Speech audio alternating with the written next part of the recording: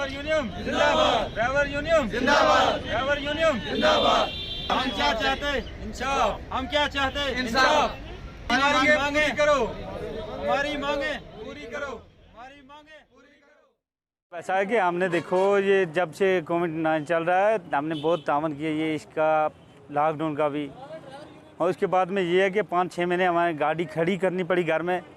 जब गाड़ी चलने की बारी आई उसके बाद क्या करते हैं, कभी हमारी गाड़ी चंडक में खाली कर देते हैं, कभी ये कोई बीमार आता है उसको भी रास्ते में उतार देते हैं। वो गरीब होगा, वो अगर 50-100 रुपया देगा इधर से जाता है वो हॉस्पिटल में।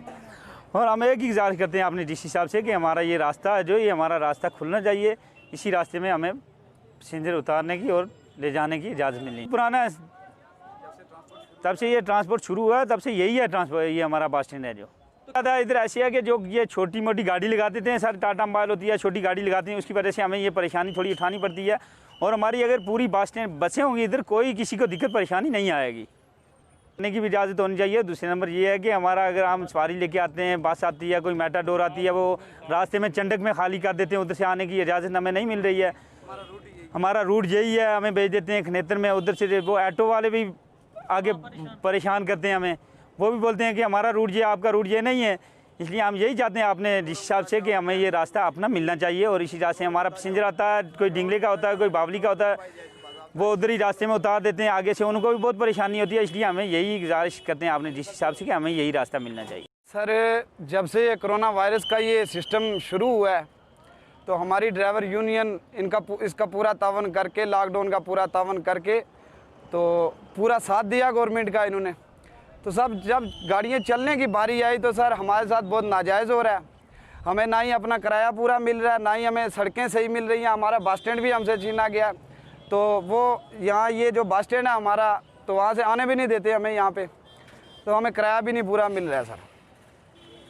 हमें रोका जा रहा है चंडक चौक में, हमारा रूट यही है, हमें इस रूट से आने ही नहीं दे रहे, तो हमें बाया खनेतर भेज रहे हैं। यहाँ पे हमारा कोई लिंक नहीं है, इस रोड के साथ कोई ताल्लुक़ नहीं है।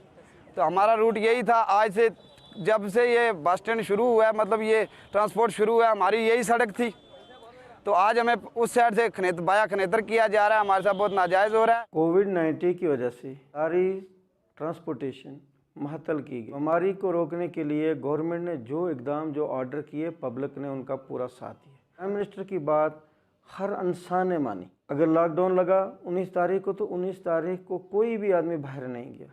अब जो ट्रांसपोर्टेशन दोबारा बहाल की गई है, उसमें ये ड्राइवरों को ये दिक्कत आ रही है कि वो बस स्टैंड से सवारियां उठाते थे, अब उनको सवारी कहीं मिलेगी नहीं मिलेगी, किलोमीटर 2 किलोमीटर दूर रखने से फिर उनको और दिक्कत आती है, लोगों को भी चलने में दिक्कत आती है। तो उस सिलसिला में बहुत सारे ड्राइवर जो मेरे पास आए थे, मैंने उनको यकीन दिलाया है कि कोई भी ये ऐसी वैसी बात करने की ज़रूरत नहीं है।